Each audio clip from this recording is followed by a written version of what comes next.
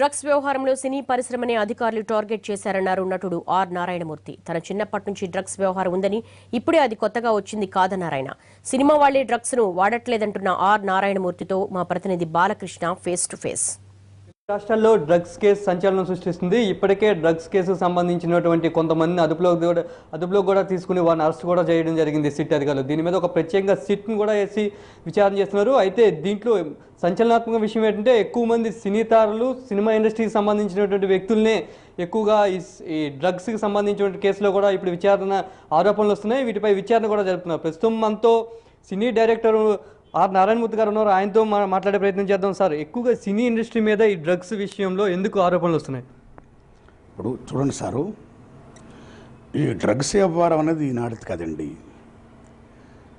Since my childhood మన దేశంలో లక్షలాది మంది డ్రగ్స్కి వీళ్ళ బానిసలు అయిపోయారండి. సో ఇలాంటి దశలో ఇంత బీభత్సంగా డ్రగ్స్ మహమ్మారి మొత్తం యువతని, జాతిని నిర్వీర్యం చేస్తుంటే, కబడిస్తుంటే ఆ రూట్స్ని పోగొట్టాలి ముందు గవర్నమెంట్. మా మెయిన్ పాయింట్ కూడా ప్రజలు బాగుండాలి, యువత నిర్వీర్యం కాకూడదు. కాబట్టి డ్రగ్స్ ఎక్కడ సరే మూలాలు పట్టుకుని వాళ్ళని శిక్షించండి. అంతేగాని సినిమా వాళ్ళని పట్టుకొని వారం రోజులు బట్టి 10 రోజులు బట్టి ఇంకా ఏదో మేమే సినిమా తీసుకోవడం వల్ల మాకే సినిమా చూపిస్తున్నట్టు ఉందండి. ఈవేళ అది కరెక్ట్ కాదండి. ఈ భారతదేశంలో యువత జీవితాలతో ఎవరు ఆడుకుంటున్నాడు? ఇంత గవర్నమెంట్, ఇంత సిట్ అధికారులు, ఇంత ఎక్సైజ్ డిపార్ట్మెంట్, ఇంత పోలీస్ డిపార్ట్మెంట్, భారీ మిలిటరీ ఉంది, ఆయన పట్టుకోలేరా అండి? చట్టం తన పని తాను చేసుకుంటూ పోతుంది. చట్టం ముందు అందరూ సమానులే అని చెప్పడం కాదు, ఏం చేస్తుందో మీరు చేసి చూపించండి. చట్టం ముందు అందరూ సమానులే అనేది చేసి చూపించండి.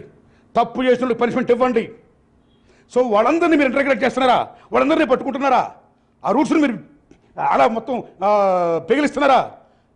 చెయ్యండి సార్. ముందు ఏంటి సార్, ఆఫ్టర్ జస్ట్ ఇంత కూడా సినిమా పిల్లలు పట్టుకుని ఇదే బీభత్సం అనుకుంటా, ఒక రకమైన డైవర్షన్ ఇది. మద్యపానం నిషేధం, మందు తాగొద్దు, సినిమాలో ముందు ఏమంటారండి? మరి ఎందుకు గవర్నమెంట్ పక్కన మందు బాటిల్స్ అమ్మిస్తుందండి? సారా ఎరాకు మొత్తం తమ్మిస్తుందండి? అది కరెక్ట్ కాదు. Smoking is injurious to health అని సినిమా బిగినింగ్లో ట్రైలర్లు వేస్తారండి. మరి ఎందుకు మీకు పొగాకు వ్యాపారం చేస్తుందండి గవర్నమెంట్? అది కరెక్ట్ కాదు. గుట్కా మానవ జీవితాన్ని హరిస్తుంది అని మీరు ట్రైలర్లు చూపిస్తున్నారు.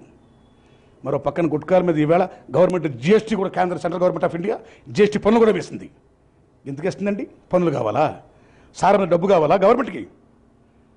That's not correct. ముందు గవర్నమెంట్ కూడా గుట్కాలు నిషేధించాలి, మద్యపాన్ని నిషేధించాలి, గంజాయి నిషేధించాలి, డ్రగ్స్ని నిషేధించాలి.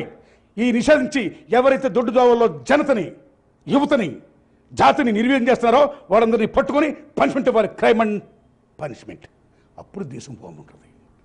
ఓకే, ఇది సార్ చెప్తున్న ప్రకారం అయితే ఒక కేసుని ఒక సినీ ఫీల్డే కాకుండా మొత్తం దీని వెనక రూట్స్ ఎవరైతే ఉన్నారో పెద్ద తలకాయల నుంచి ప్రతి ఒక్కరిని కూడా బయటికి తీసి అందరినీ విచారించి తక్షణం వీళ్ళందరూ కేసులు వెనక ఉన్నారో వీళ్ళందరినీ కూడా శిక్షించాల్సిన అవసరం ఉంది. ఇదే కాకుండా అటు రాష్ట్రాలు మద్యపానం కానీ, గుట్కా కానీ, ఇటు మద్యపానంతో పాటు వీటి మీద డబ్బు సంపాదించాలని చూస్తున్నాయి కానీ వీటిని నిషేధించే ప్రయత్నం కూడా చేయట్లేదు. వీటన్నిటిపైన కూడా కఠిన చర్యలు తీసుకుంటే పూర్తిగా సమాజానికి కూడా మంచిదని చెప్తా ఉన్నారు. కెమెరామెన్ రెడ్డితో బాలకృష్ణ.